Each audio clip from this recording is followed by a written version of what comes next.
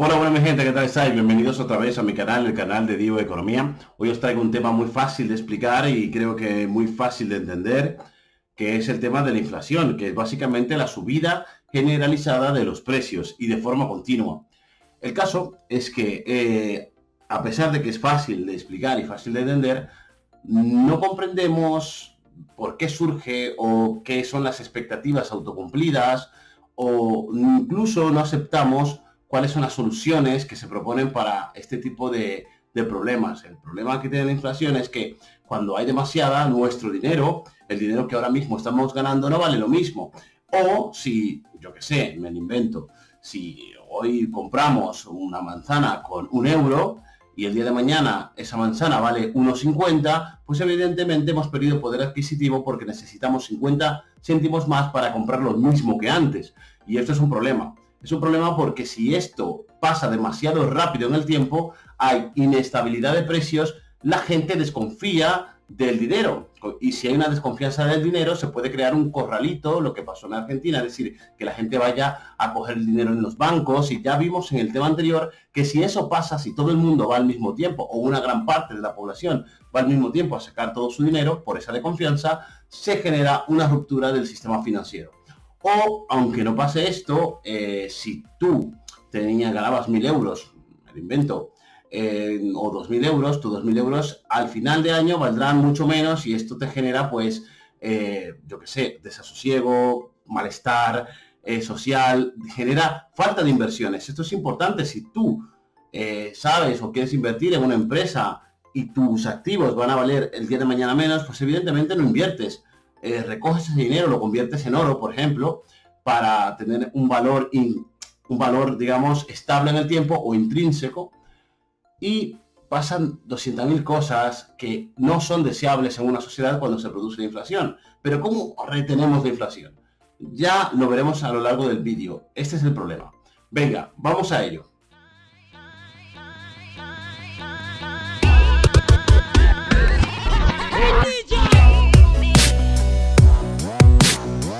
Bien, antes de empezar y para unir este tema con el anterior, vamos a ver este ejemplo gráfico y simplificado para entender todo esto.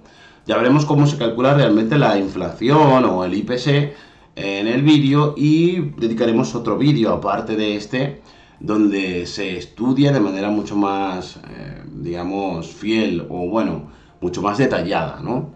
Pero bueno, antes de empezar el tema de inflación y qué es la inflación, vamos a suponer que aquí tenemos una granjera que tiene un árbol que produce 5 manzanas.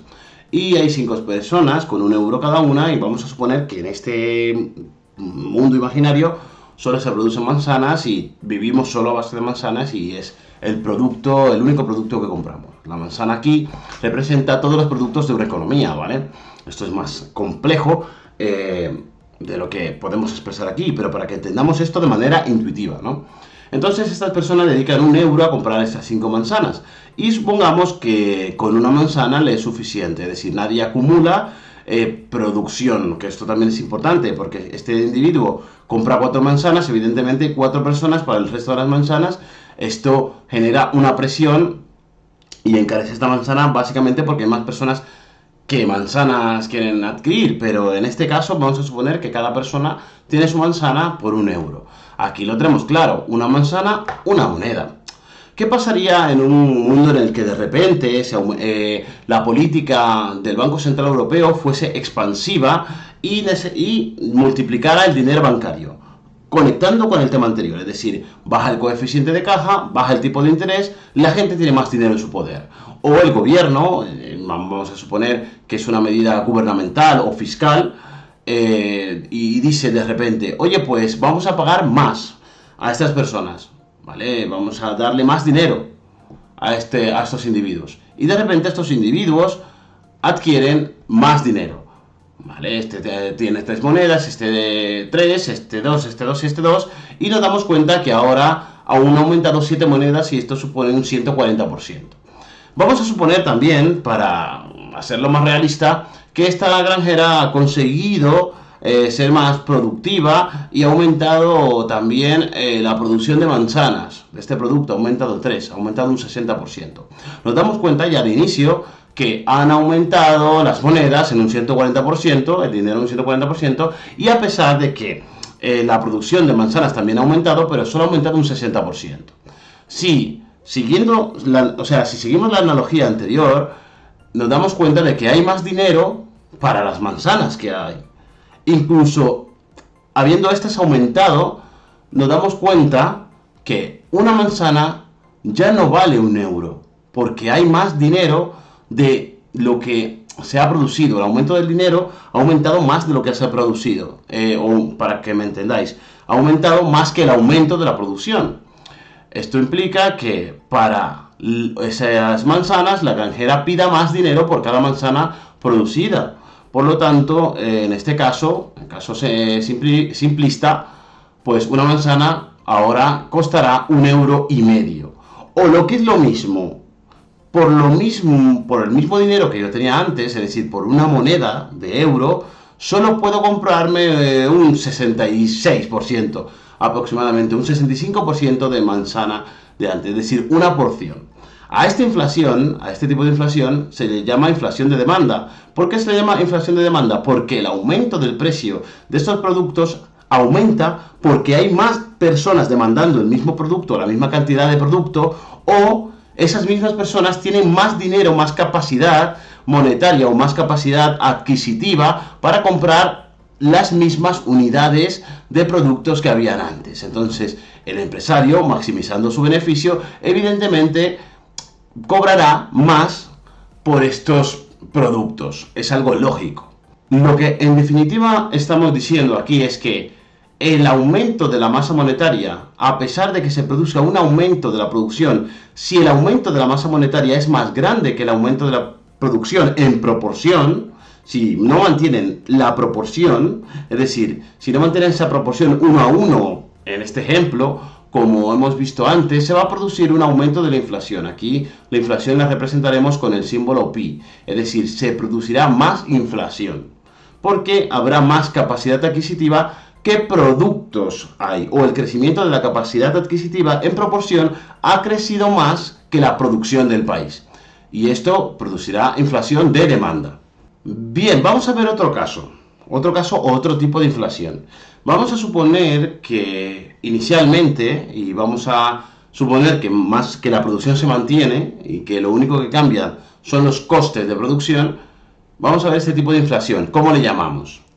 Esta granjera en el momento inicial pues producía 5 manzanas y los precios de los factores productivos que utilizaba, es decir, de la mano de obra, de las materias primas en general, del factor tierra o cualquier factor productivo, eran los siguientes. A cada granjero, a cada ayudante le daba una moneda de oro y pues el abono y la gasolina, cada cosa costaba 1/4 de euro, 25 céntimos. Y en este caso, el tractor, los costes de mantenimiento o lo que fuese, costaba una moneda. Si sumamos todos estos costes, evidentemente son 3,5 monedas. Ahora, imaginemos que hay una ley que obliga a esta señora a aumentar el salario de estos trabajadores y que por cualquier causa, las cientos que puede haber, el abono, la gasolina aumenta su precio. Una guerra, por ejemplo, y los combustibles se disparan. Evidentemente, ahora lo que tenemos es que estas personas ganan 2 monedas, se ha aumentado 1/4 de moneda más tanto el abono como la gasolina, aunque el factor, en este caso tractor, se mantiene su precio, pero si sumamos todo esto, obtenemos que esta persona ahora pasa a gastarse 6 monedas. Sin embargo, antes, volvamos atrás, esta persona se gastaba 3,5 euros entre las 5 manzanas que producía, sus costes de producción eran 0,7 euros por manzana, es decir, 70 céntimos por manzana. Al precio que ya lo vendía, evidentemente tenía un margen de beneficio. Vamos a suponer que lo vendía a 1 euro, tendría 30 céntimos por manzana vendida. Digamos, eso sería el beneficio bruto que obtendría esta persona. Pero claro, al aumentar los costes de producción, ahora su coste unitario sería 6 entre 5 manzanas, que da 1,2 euros por manzana. Ya no puede vender la manzana a 1 euro, porque de hecho estaría teniendo pérdidas de 20 céntimos. ahora tendría que subirlo a 1,50 €. Esta persona, para tener el mismo beneficio que antes, tendría que poner la manzana en el mercado a 1,50 €. Pasamos de una manzana que costaba 1 € a una manzana que cuesta 1,50 €. ¿Por qué ha subido en este caso el precio de la manzana? Por los costes de producción. Y a esta inflación, a este tipo de inflación, evidentemente, le llamamos inflación de costes. Bien, y dicho esto, ahora sí vamos a meternos en harina con el punto 2 de este tema.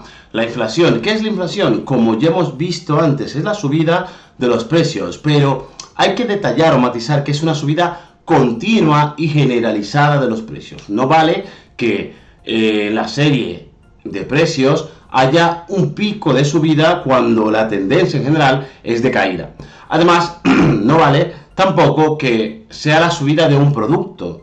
Un producto puede ser importante en un momento dado, pero si en términos generales todos los demás productos de hecho han bajado su precio y el pan, por ejemplo, ha subido su precio, no podríamos decir que hay una inflación.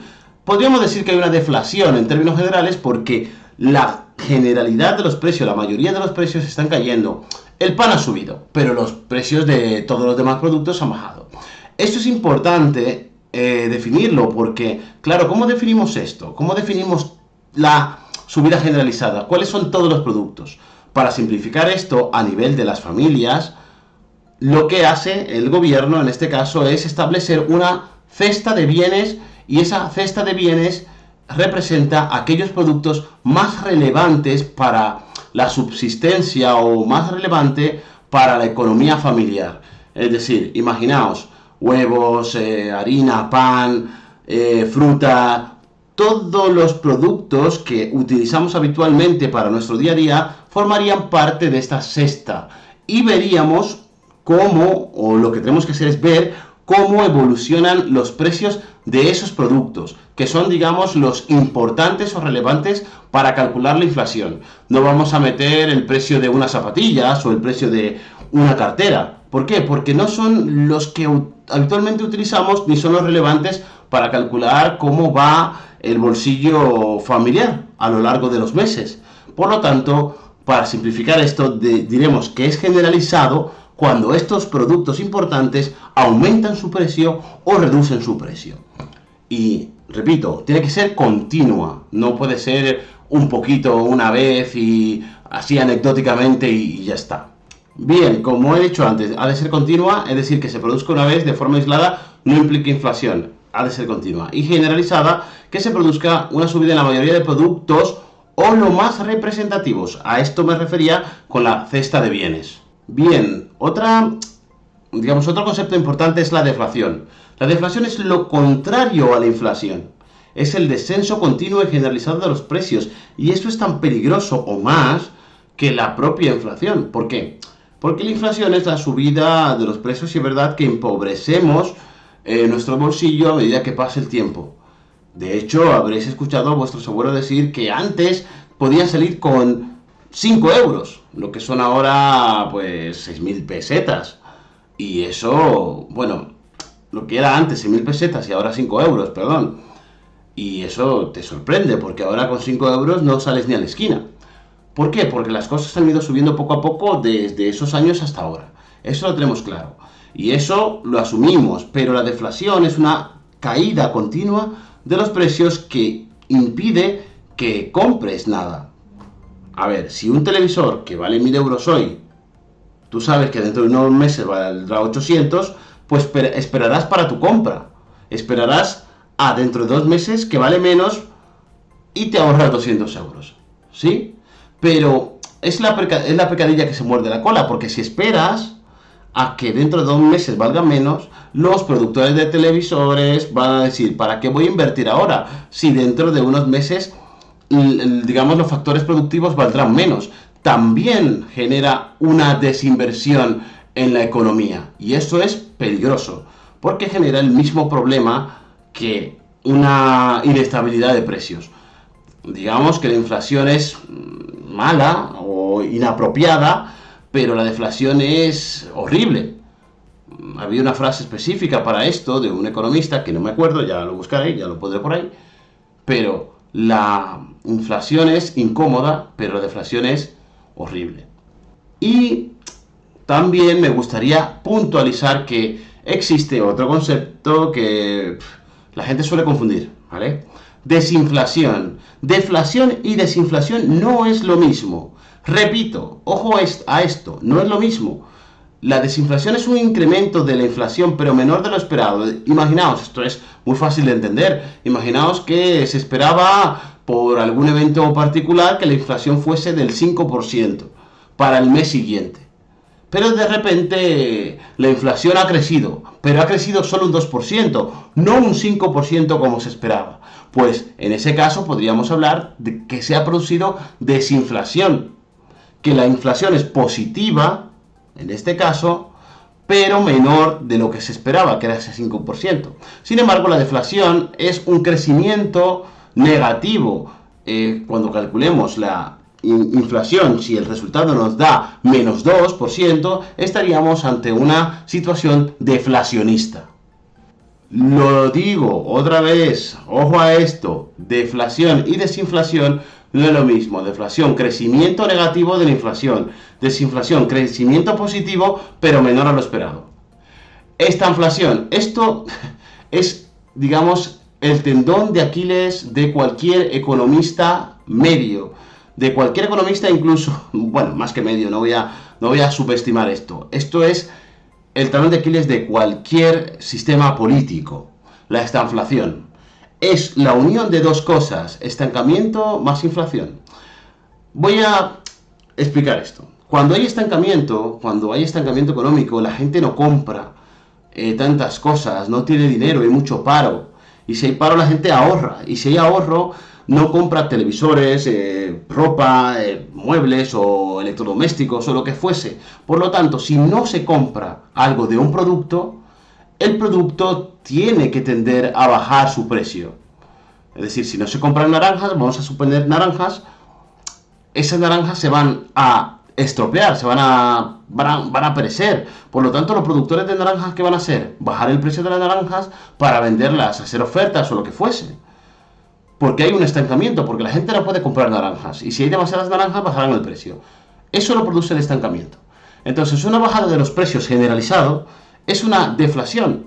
¿Cómo puede producirse junto a un estancamiento una inflación?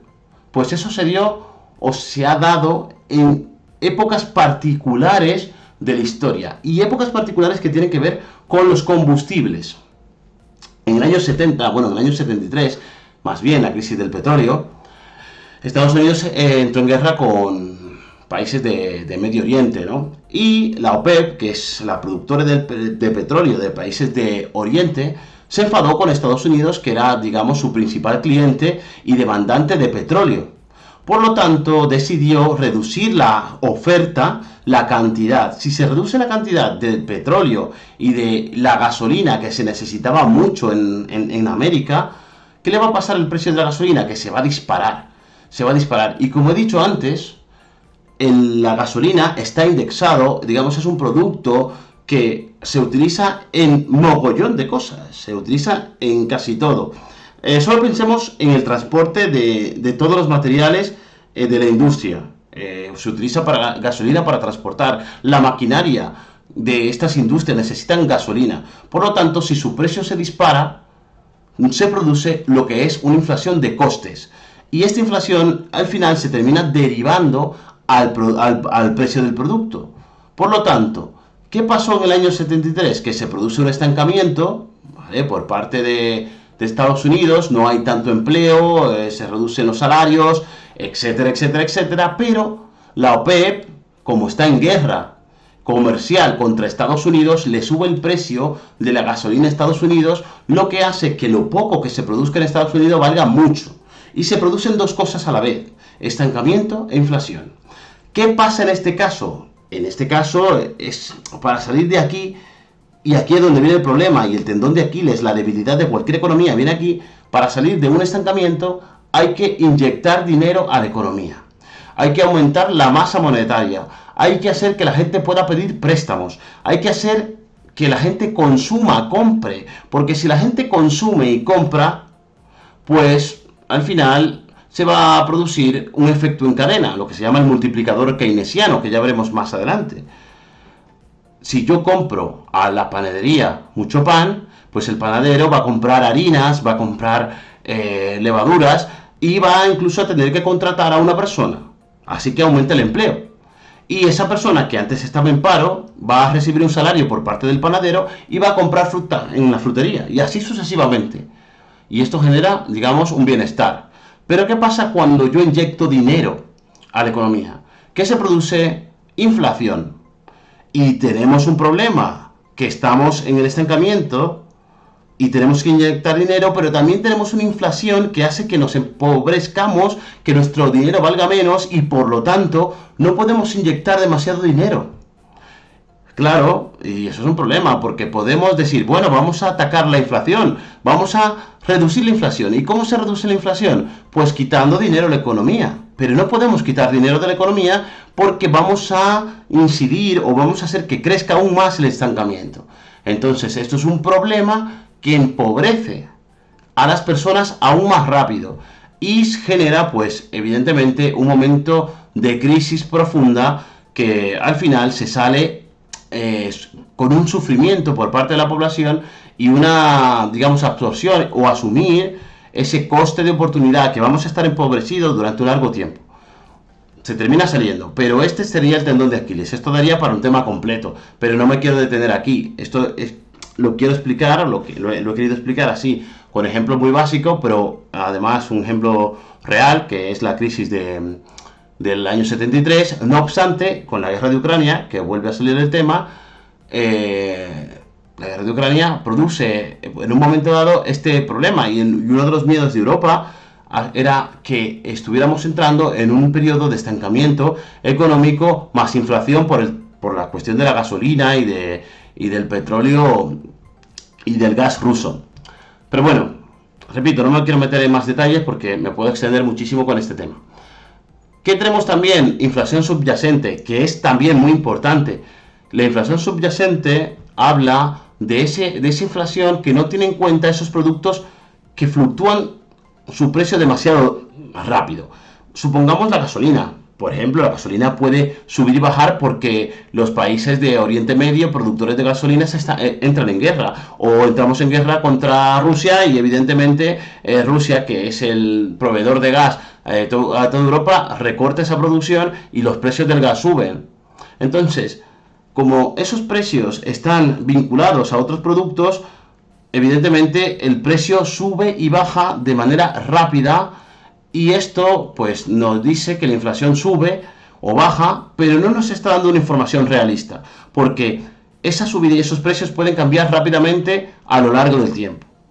¿Qué hacemos para calcular la inflación subyacente? Quitamos esos productos energéticos o no elaborados, ¿vale? Como materias primas, que sus precios también fluctúan mucho, y vemos cómo están creciendo los precios de esos productos, digamos, estructurales. Y estructurales me refiero a esos productos que compramos habitualmente en la cesta de bienes. Uno de los mayores problemas es la inflación subyacente. ¿Por qué? Porque la inflación, la normal, la medida de manera normal con productos elaborados y productos energéticos, sí, esta inflación puede cambiar rápidamente, pero la que no cambia rápidamente es la inflación subyacente, que se mantiene en el tiempo. Si sube a un 4% o a un 5% la inflación subyacente, pues se va a mantener durante muchos años así, a un 5%. Y por muchas políticas monetarias que podamos llevar a cabo, puede que esta inflación estructural se mantenga y que el efecto de la política, que la política, no tenga efecto en la sociedad. Así que, verdadero problema, inflación subyacente. Inflación medida sin tener en cuenta productos no elaborados y productos energéticos. Esta inflación es la que hay que vigilar. Bueno, por otro lado tenemos la inflación prevista, que esto, básicamente es la inflación que sabemos o que conocemos o que estimamos que va a suceder, ¿vale? Todo lo tenemos en cuenta. En términos generales, en un momento de, digamos, estabilidad de precios, esta inflación en Europa está entre el 2 y el 3%. A esto le llamaremos inflación prevista. Y en contra tenemos la inflación no prevista. Se produce de manera no esperada. Es decir, sabemos que debe crecer entre un 2 y un 3% en términos generales, pero de repente crece un 6%. No preveíamos esto, entonces no esperábamos que esto sucediera. A esto le llamamos inflación no prevista o imprevista. También tenemos inflación moderada, que es esa que crece entre el 2 y el 3%. ¿Ok? Luego tenemos la galopante, que crece entre el 10 y el 100. ¿Por qué le llamamos galopante? Porque galopa, porque está a caballo entre dos cifras, es decir, 10% y 100%. Y me preguntaréis, que siempre me lo preguntáis, ¿y la que va del 3 al 10%?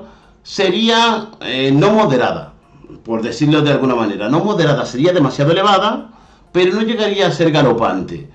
Tendríamos que trabajar o activar políticas fiscales, monetarias o gubernamentales que impidan que esta inflación siga creciendo, pero si está entre el 3 y el 10%, estaríamos hablando de una inflación peligrosa, no moderada. ¿Qué tenemos después como tercera o cuarta opción? En este caso, pues la hiperinflación, que es aquella que está por encima del 100%. Y esto es un peligro absoluto. ¿Por qué? Porque mi euro de hoy, dentro de un año, vale 50 céntimos. Por lo tanto, mi dinero, el mismo dinero que yo puedo ganar hoy con mi salario, vale la mitad dentro de un año. Y eso significa que me he empobrecido de golpe. En un año soy pobre, no puedo comprar las mismas cosas. O, visto de otra manera, necesito el doble de salario para comprar las mismas cosas que antes. Las mismas, no más. Y esto es empobrecerte. A esto le llamamos el efecto Pigou. Si tu renta aumenta y se mantienen los precios, tú te has enriquecido. Pero tú también te puedes enriquecer si los precios disminuyen y tu renta se mantiene igual. Así que, bueno, ya sabéis lo que significa moderada, galopante e hiperinflación. Y ahora nos preguntamos lo siguiente: ¿cómo medimos la inflación? ¿Cómo llegamos a la conclusión de que ha llegado a un 2, a un 3, a un 7%? Bueno, lo hacemos a través de una cosa que le llamamos el IPC, que es el índice de precios de consumo o el índice de precios al consumo, ¿vale? Es un valor numérico de una cesta de bienes representativo del consumo de las familias. Recordemos lo que he dicho anteriormente. Cogemos una serie de artículos que son importantes para el día a día de las familias, productos como el pan, el huevo, la leche, la gasolina, lo que sea, y vamos a sumar su valor en un momento dado. Y vamos a ver cómo varía, por ejemplo, para el año siguiente o para el mes siguiente, ¿vale? Es decir, cómo ha variado de un año a otro estos precios para calcular el crecimiento porcentual que ha sufrido esta cesta de bienes, esta factura, digámoslo así. Y ese sería nuestro porcentaje de crecimiento del IPC, del índice de precios al consumo. Veamos un pequeño ejemplo numérico.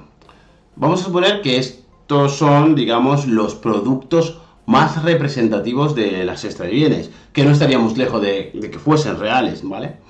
Pan, carne y leche. Y en el 2018 valía 1, 4 y 2. Y en el 2019 0,5 el pan, 5 la carne y 2,5 la leche. Como hemos dicho antes, hemos observado que el pan ha disminuido, pero la mayoría de productos, el 66% de los productos, ha aumentado su precio. Por lo tanto, aquí ya sabemos de entrada que va a haber una inflación. Vamos a ver de cuánto, de qué porcentaje. Pero es evidente que la generalidad, es decir, de manera general los precios han aumentado, aunque el pan se haya visto reducido en 50 céntimos. Vamos también, esto es muy importante, a ponderarlos. Y ponderarlos es decir, qué cantidad de ese bien ocupa en mi cesta, porque evidentemente el pan a lo mejor no es tan importante como si es la carne. Si nos damos cuenta, la mitad de los 10 productos que yo compro, de 2 de pan, 5 de carne y 3 de leche, la mitad lo dedico a carne. Por lo tanto, lo que le pase a la carne, si sube o no el precio de la carne, va a influir mucho en el precio final de lo que yo compro. Va a sufrir mucho mi bolsillo en función de lo que le pase a la carne. Si el pan sube o baja, mi sufrimiento será poco, porque representa solo 2 de 10, es decir, un 20%. A esto le llamamos ponderación. El pan representa un 20%, la carne un 50% y la leche en este caso un 30%. Es evidente que lo que le pase a la carne me va a afectar más que lo que le pase al pan o lo que le pase a la leche.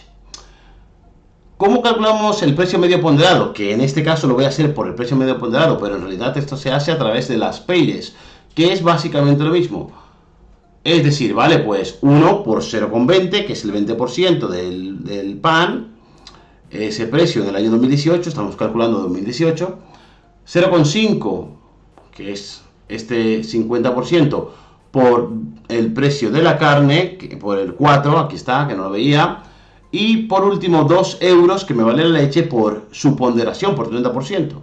El precio medio ponderado de esta cesta de bienes es 2,8. ¿Qué significa? Que en términos generales, teniendo en cuenta la importancia de cada uno de los productos, los artículos, cualquiera de estos 10 artículos me vale 2,8 euros. Que podríamos calcular que son 28 euros lo que me gasto en esta cesta, ¿no? En esta compra. Que pasa un año, vamos al 2019, y hacemos lo mismo, análogamente decimos, bueno, pues vamos a suponer que esta persona, a pesar de que hayan cambiado los precios, y este es un problema del método de las PEIRES, a pesar de que hayan cambiado los precios, la gente sigue comprando más o menos lo mismo. Asumimos esto, ¿vale? Pues calculamos los precios por sus ponderaciones y nos damos cuenta que en esta cesta de bienes, por cada producto en término medio, nos gastamos 3,35 euros.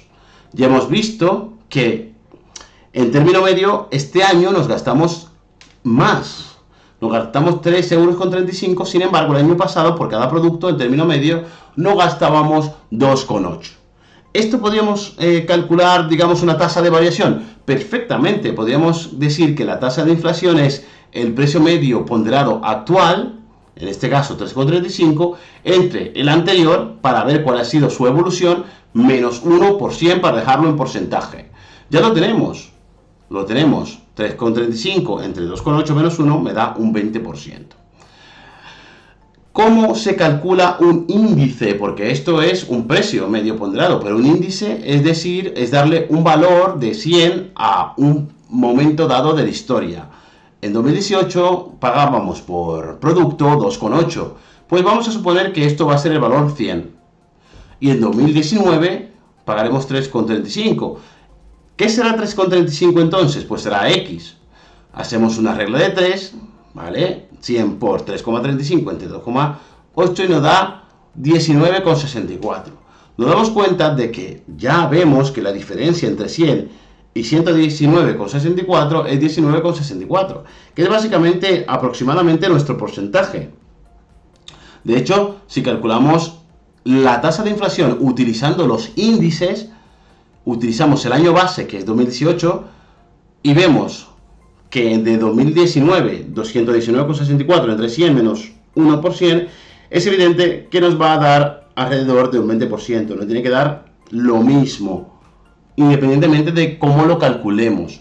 Y esta sería, digamos, la forma de calcular el índice de precios, o más bien, para ser técnicamente correcto, la tasa de variación del índice de precios, es decir, el aumento porcentual o la disminución porcentual del índice de precios. Esto sería la tasa de inflación. Bueno, esto que acabamos de ver aquí básicamente es una explicación muy sencilla de cómo se calcula el IPC, el índice de precios al consumo, de cómo se utiliza este índice de precios para calcular evidentemente el crecimiento de los mismos, lo que llamamos básicamente inflación, pero en el siguiente vídeo de esta cadena de vídeos voy a explicarlo detalladamente, voy a explicar lo que es el sistema, las PEIRES, que es básicamente el apellido de un economista, como no, que explica o que calcula, pero es una cosa intuitiva, que lo podía haber hecho las PEIRES sin quitarle mérito, o lo podía haber hecho cualquiera, que es básicamente ver el precio de una factura del pasado con respecto a la del presente y calcular qué porcentaje de variación ha tenido. Lo que pasa es que, en este caso, sobreestima que nosotros vamos a seguir comprando los mismos productos a pesar de que cambien los precios. Pero bueno, no quiero enrollarme mucho. Lo explicaré en un siguiente vídeo, más detalladamente.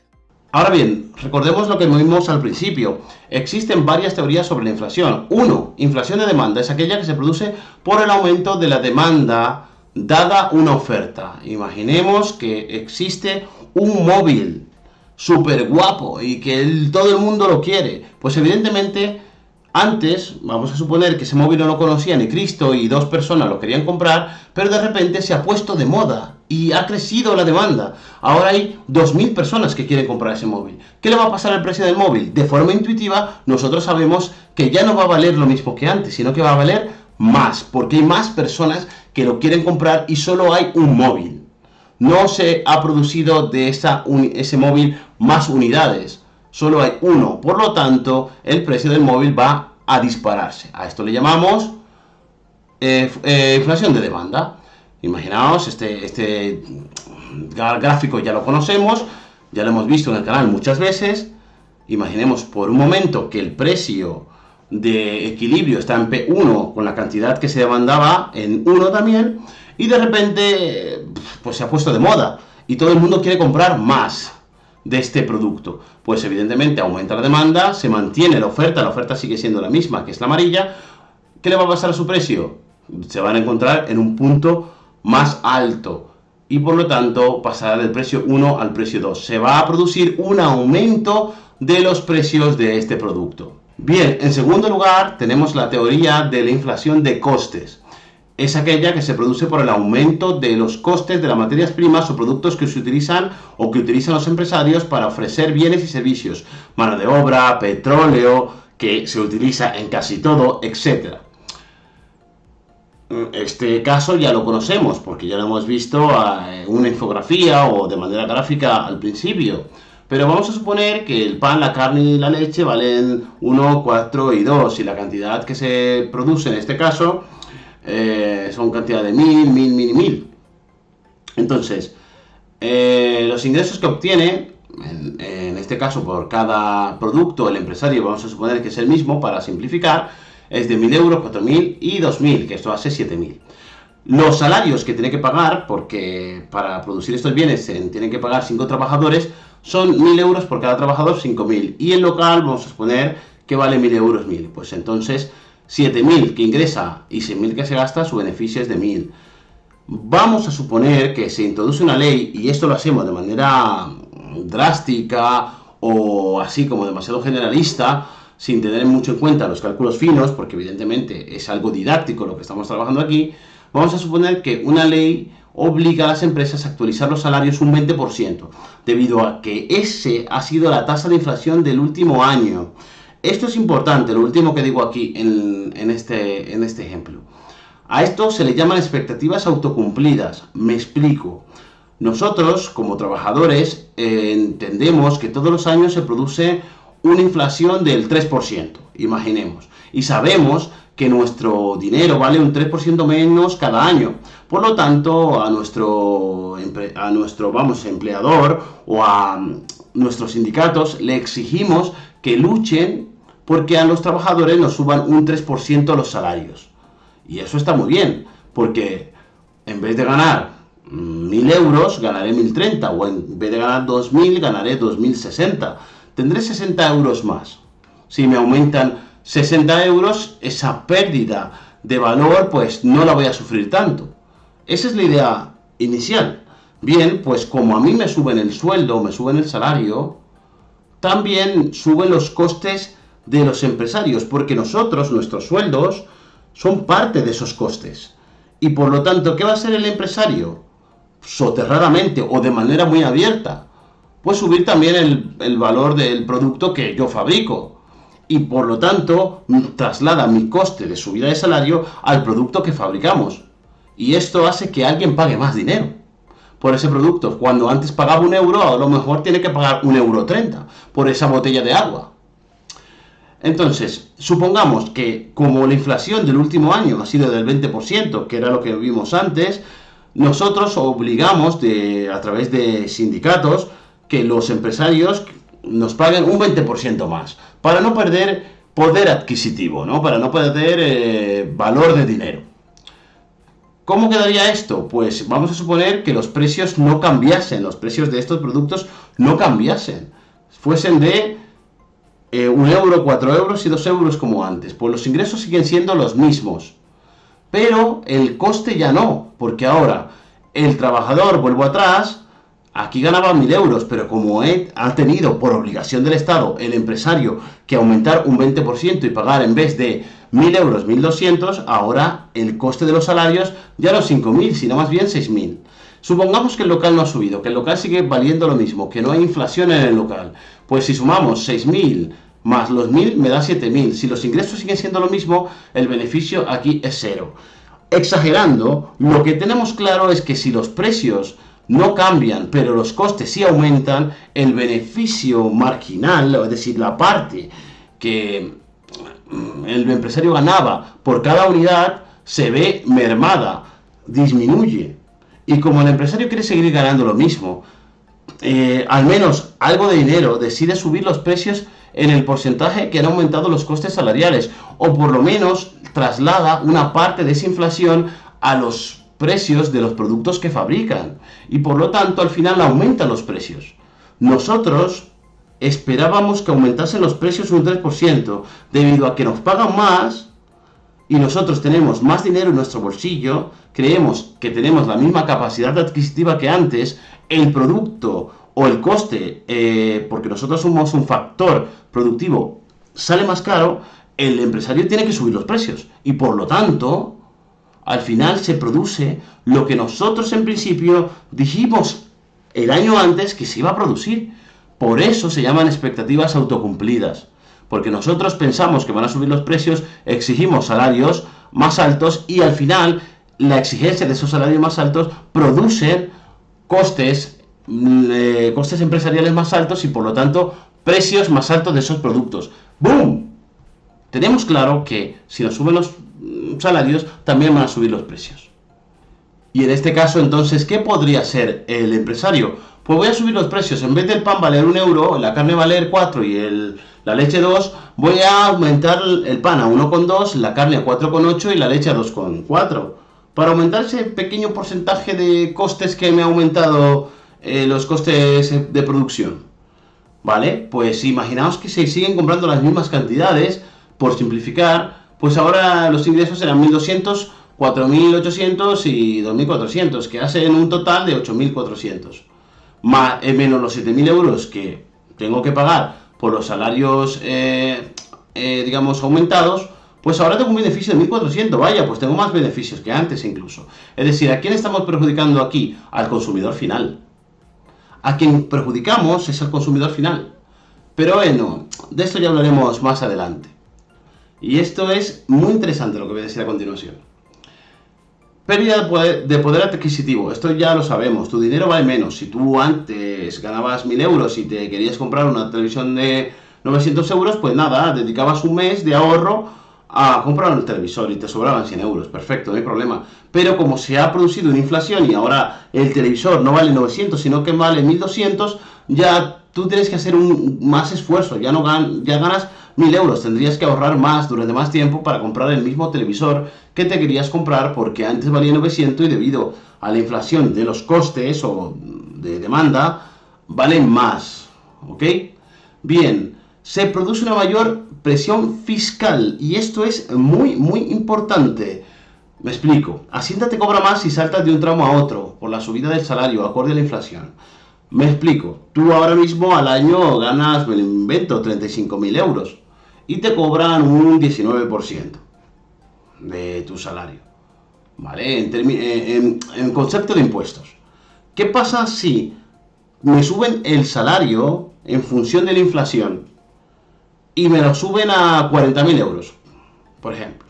Tú saltas de un tramo impositivo a otro, ya no pagas un 19%, a lo mejor pagas un 25%, porque has aumentado tu salario y ya pasas a un tipo de personas que tienen que pagar más impuestos por sus características personales. Todo lo que has subido te lo están quitando o incluso te pueden quitar más porque has aumentado tu tramo, ¿vale? Para que me entiendas, tú ganas 1.000 euros y sobre esos 1.000 euros te quitan un 10%. Tu salario disponible es de 900. Tú estás contento o descontento, pero estás en esa situación de partida. Tú dices, vale, pues nada, mi salario es 900 porque de los 1000 euros que yo gano, tengo que dedicar 100 a impuestos. No pasa nada. Pero ahora tú ganas 1200. Y los que ganan 1200 tienen que pagar un 30% de impuestos. Por lo tanto, te quitan 360. De esos 1200 te quitan 360. ¿Cuál es tu salario disponible ahora? No ves 840. De hecho, te están quitando más dinero. ¿Pero por qué pasa esto? Porque cuando a ti te aumentan el salario, lo hace mucho más rápido, o más bien, me explico mejor. Cuando a ti te aumentan el salario, Hacienda no cambia su tramo. A ti te aumentan el salario por la inflación para que no pierdas poder adquisitivo, pero Hacienda no cambia los porcentajes de impuestos que se cobran en función del salario que ganas. No lo deflactan. Esto se llama, no deflactan el IRPF. Y como no deflactan el IRPF, para ellos es como si ganases más. No tienen en cuenta de que tu dinero vale menos, es como si ganases más. Y te quitan el dinero acorde a lo que ellos tienen estipulado en su ley. Lo que tienen puesto en la ley. Y si lo que tienen puesto en la ley es eso, te lo quitan. Y le es indiferente. Esto es un problema, ¿vale? Porque te aumentan el salario, pero te lo reducen más por otro sitio. Y eso queda políticamente muy bien, pero a efectos prácticos tú te quedas más, o sea, con cara de ajo puerro. Otro problema, y esto perjudica al PIB directamente, ya conocemos la fórmula del PIB, ya lo hemos visto en los vídeos anteriores, es decir, la parte de exportaciones neta, que es importaciones menos exportaciones en positivo menos importaciones. Esto, la subida de precios, la inflación, perjudica a las exportaciones. ¿Por qué? Porque las exportaciones son más caras y por lo tanto, y como siempre, sube el precio de un producto, disminuye su demanda. Recordemos lo de siempre, si aumentamos el precio de este producto, imaginamos que estos son zapatos, aumentamos el precio, imaginamos que estamos aquí en P, nuestra cantidad de mano de obra es Q, pero si aumentamos el precio de este bien, pues su cantidad será menor. Supongamos que esta Q inicial era, digamos, la demanda que nos hacía Estados Unidos por comprar, yo que sé, jamones. Pero si se ha producido inflación, los jamones, en vez de valer, yo que sé, 12 euros el kilo, comienzan a valer 20 euros el kilo, pues Estados Unidos no estará igual de encantado en comprarnos las mismas cantidades que antes, no comprará algo menos. De hecho, puede que, imaginad que nos compra, yo que sé, aceite de oliva. Si el aceite de oliva, en vez de valer 7 euros el litro o 5 euros el litro, aumenta a 10 euros el litro, pues a España ya no le va a comprar aceite de oliva Francia o Estados Unidos. Va a decidir Estados Unidos, en vez de comprarlo en España, comprarlo en otro sitio, porque el aceite de oliva español se ha encarecido, ha sufrido inflación, por lo tanto se va a ir a Italia y se lo comprará a Italia y perderemos, digamos, competitividad en el mercado internacional. En este caso, el ejemplo que he puesto aquí, exportamos 2.000 zapatos a 5 euros, lo cual nos genera 10.000 euros de beneficios en exportaciones, me lo invento. Pero los precios suben, se duplican. En vez de 5 euros, estos zapatos ahora valen 10 porque ha aumentado el coste de los mismos, el caucho, la piel, ha aumentado todo y hemos tenido que subir esos zapatos a 10 euros. Se reduce la demanda a 800 y nos genera 8.000 euros. Hemos perdido 2.000. Podemos llamarle 2.000 millones de euros en exportaciones de zapatos. La inflación, el aumento de los precios ha hecho que nos demanden menos zapatos y por lo tanto perdamos dinero. Problema para la exportación. Bien, otro problema interesante y que no, bueno, porque no lo tenemos nunca en cuenta, pero está ahí. Que lo podemos tener en cuenta si somos prestatarios, y esto nos beneficia a nosotros, es decir, perjudica a los prestamistas, a las personas que dan dinero, ¿vale? Imagínate una persona que tiene un dinero ocioso, 10.000 euros, y se lo presta a otra persona, recordemos el sistema financiero, ¿no? Se lo presta a otra persona que lo necesita y ya está. le cobra un 1% de interés o un 2%, me lo invento. Pero como esta persona paga, ¿vale? Mensualmente, me lo invento, pues paga parte de esta inversión más un tipo de interés. Claro, nosotros sabemos cuál es el tipo de interés real. ¿Por qué? Porque la inflación hace que tú pagues menos, y voy a explicarme de una manera mucho más sencilla. Si este individuo que tiene 10.000 euros se lo presta hoy a este individuo que necesita 10.000 euros, y dentro de, voy a exagerar, 5 años este individuo le devuelve los mismos 10.000 euros sin ningún tipo de interés, tipo de interés cero, le devuelve los 10.000 euros a este individuo, pues es evidente que los 10.000 euros dentro de 5 años valen menos que los 10.000 euros de ahora. Por lo tanto, la inflación ha hecho que este pague en proporción menos dinero del que este le prestó. Por lo tanto, el prestamista se ve perjudicado porque ha recibido a 5 años vistas 10.000 euros que ahora valen a lo mejor 8.000 euros, ha perdido 2.000 euros por el camino, y sin embargo este lo ha ganado porque ha recibido 10.000 euros hoy, pero en términos, digamos, realistas, ha pagado 8.000. Por eso los prestamistas aplican un tipo de interés para, digamos, soportar el riesgo de que este no pague, o soportar, en este caso, el riesgo de la inflación, de que el dinero el día de mañana valga menos que el de hoy, para que se vean compensados. Pero muchas veces la inflación es tan grande que estos prestamistas se ven perjudicados, porque si, me lo invento, yo presto un euro hoy y el día de mañana la inflación es de un 100%, el día de mañana mi euro vale 50 céntimos. Si la persona me devuelve un euro, en realidad me está devolviendo en términos reales la mitad del valor. Me está devolviendo 50 céntimos, he perdido 50 céntimos de golpe. Por lo tanto, ¿yo qué tengo que hacer? Si sé que el día de mañana va a aumentar la inflación en un 50%, pues decirle que si le presto un euro hoy, el día de mañana me tiene que devolver al menos 1,50 €. Cobrarle 50 céntimos para no perder al menos el valor de la inversión inicial. Y esto es un problema. Entonces, ¿cómo se detiene la inflación? Pues hay dos formas, ¿vale? Keep calm and cool Batman, ¿vale? Hay dos formas de hacerlo. Antes de ver esas dos formas, quiero enseñaros este gráfico desde el año 2012 hasta el 2022, cómo el tipo de interés de referencia, o de preferencia, que es digamos, el azul, y el tipo oficial, que es el que establece el Banco Central Europeo, van más o menos a la par. Es decir, no son iguales, pero sí que fluctúan de la misma manera. Este es el tipo de interés que aplica o que dice el Banco Central Europeo que es oficial, ¿vale? En estos años de bonanza, desde el año 2012, más bien 2014, así hasta 2020, digamos que los tipos de interés eran muy bajos y la gente tenía mucho dinero en su poder y podía pedir préstamos baratos y todas esas cositas.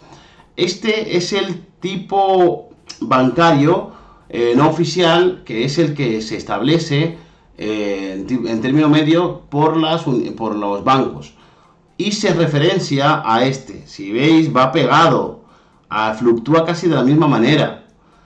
Por lo tanto, cuando los tipos de intereses son bajos, sabemos que los tipos de intereses que van a ser cobrados a los individuos por parte del Santander, CaixaBank, etcétera, etcétera, van a ser también bajos. Pero cuando son altos, también los tipos referenciados al tipo oficial también serán elevados y aumentarán, y por lo tanto la gente no pedirá prestado. Esto es importante, ¿por qué? Porque en esta época la inflación, bueno, pues crecía entre un 2 y un 3%, un 2 y un 3%, pero cuando llegamos a esta situación, después del COVID, que se une con las inyecciones de dinero de los gobiernos para que no se pierda el consumo después de salir del confinamiento, y se junta para ya, digamos, la guinda del pastel con la guerra de Ucrania, se disparan los precios, se dispara la inflación. ¿Y qué tiene que hacer el Banco Central Europeo? Aumentar el tipo de interés, para que esa inflación no sea un problema, para que haya menos dinero en la gente, en el bolsillo de la gente. Así que vemos como a partir de aquí sube drásticamente de casi un 0% a un 0,25 que estaba aquí, sube casi a un 5% el tipo de interés oficial, lo que hace que se encarezca muchísimo, que la gente no quiera pedir préstamos, que las hipotecas se eleven demasiado, etcétera, etcétera, y eso hace que el tipo de referencia, o los tipos referenciados más bien, sean también elevados y la gente no vaya a los bancos a pedir préstamos. Y cuando la gente no va a pedir préstamos, cuando la gente no tiene dinero para consumir tan fácilmente, cuando la gente no compra bienes y servicios de forma sencilla y no tiene dinero en sus bolsillos, pues evidentemente la inflación se reduce porque los precios de los artículos bajan y esta es, digamos, la política monetaria, en este caso, que lleva a cabo el Banco Central Europeo, subiendo y bajando los tipos de interés oficiales para que fluya más o menos préstamos y haya menos o más dinero en el bolsillo de las personas. Bien, y volviendo a nuestro problema inicial, si el problema es que hay mucha demanda, es decir, que la gente tiene mucho dinero en su poder, vamos a reducirlas con políticas restrictivas, que pueden ser restrictivas desde el punto de vista monetario, es decir, lo que hemos visto antes, que el Banco Central Europeo aumenta el tipo de interés para que la gente tenga menos dinero, o que el propio gobierno aumente los impuestos o obligue a las empresas que se reduzcan los salarios de las personas, es decir, el dinero que les pagan. Entonces, por ejemplo, reduce la oferta monetaria. Ya sabemos cómo se hace esto porque ya lo hemos visto en el punto anterior. Reducimos la oferta monetaria, si hay menos dinero no hay tanto consumo. Subo los impuestos. ¿Por qué? Porque si yo subo los impuestos, imaginaos el IRPF, el IVA, el impuesto de sociedades, hay menos dinero disponible en la mano de los consumidores. Si yo gano 1.000 euros y tengo que pagar 100, tengo disponible 900 para consumir y para ahorrar. Pero si yo tengo que pagar, me lo invento y lo exagero, de mis 1.000 euros 500, pues solo tengo 500 euros para consumir y ahorrar. Entonces, ¿voy a consumir lo mismo con 900 que con 500? Pues no, pues con 500 asumiré que soy pobre y no podré consumir casi nada. Consumiré lo mínimo. Y si consumo lo mínimo, demando lo mínimo, los precios terminan disminuyendo, bajando. Y también reduce el gasto público. Si el gobierno, en vez de este año, imaginamos que hay mucha inflación, porque hay mucha gente consumiendo, pues digo, bueno, pues el gasto público de los 1.000 millones que invierto en carreteras, hospitales, infraestructuras, etcétera, etcétera, voy a reducirlo a la mitad o a un 75%. En vez de 1.000 millones, solo invertiré en la población 200 millones, 300 millones. ¿Qué va a pasar?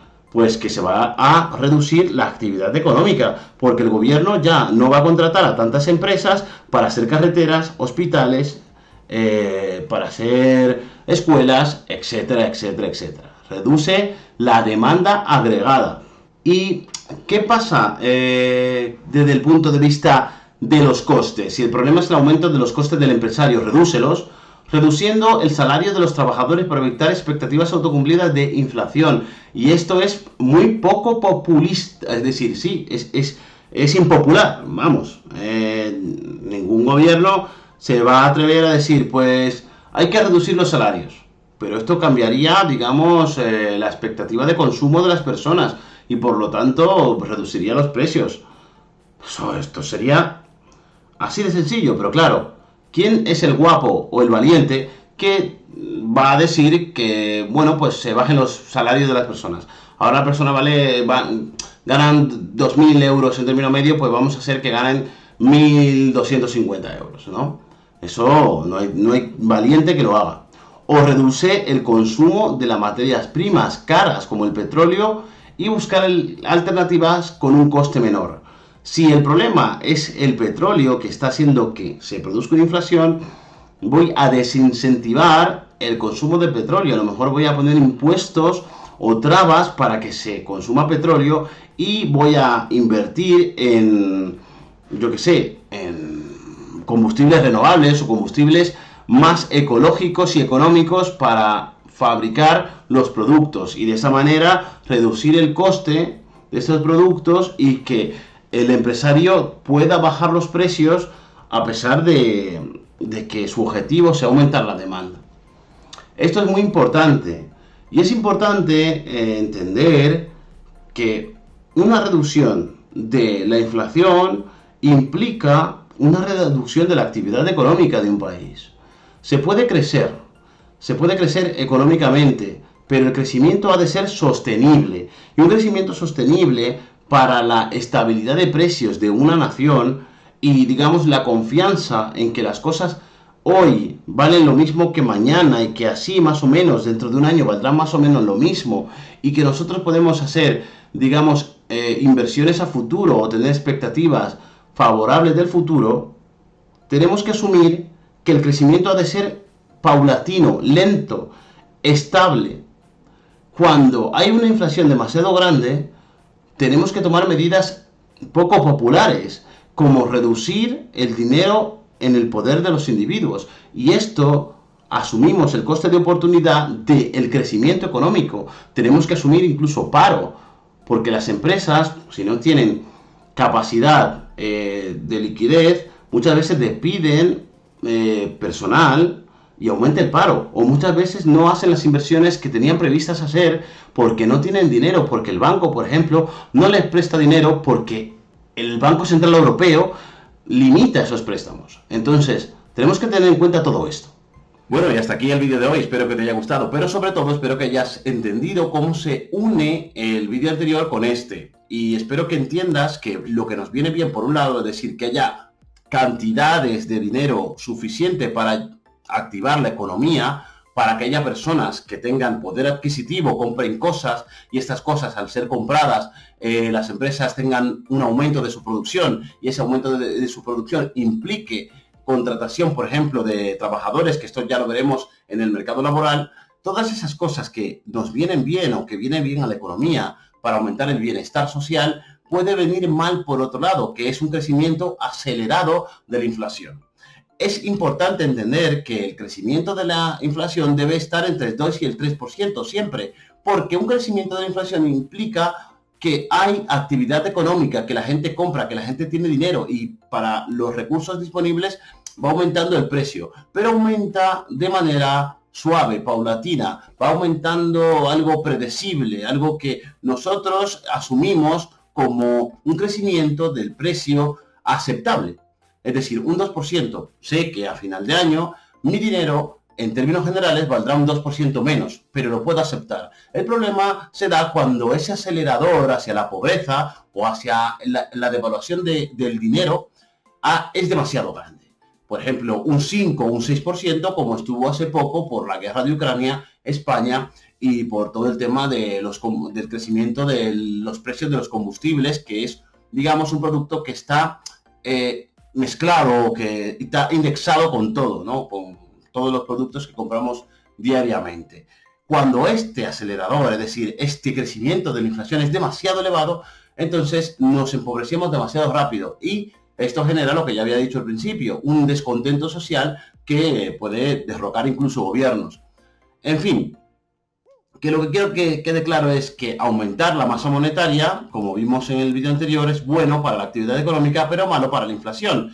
Y si reducimos la cantidad monetaria, que es, digamos, la política contraria a expansión, sino más bien restrictiva, en este caso se genera un decrecimiento o una reducción de la actividad económica en términos generales, evidentemente a favor de que la inflación también baje y por lo tanto nuestro dinero valga más. Pero tenemos que, como siempre en economía, a cambio de una cosa tendremos que perder otra, tendremos que asumir un coste de oportunidad.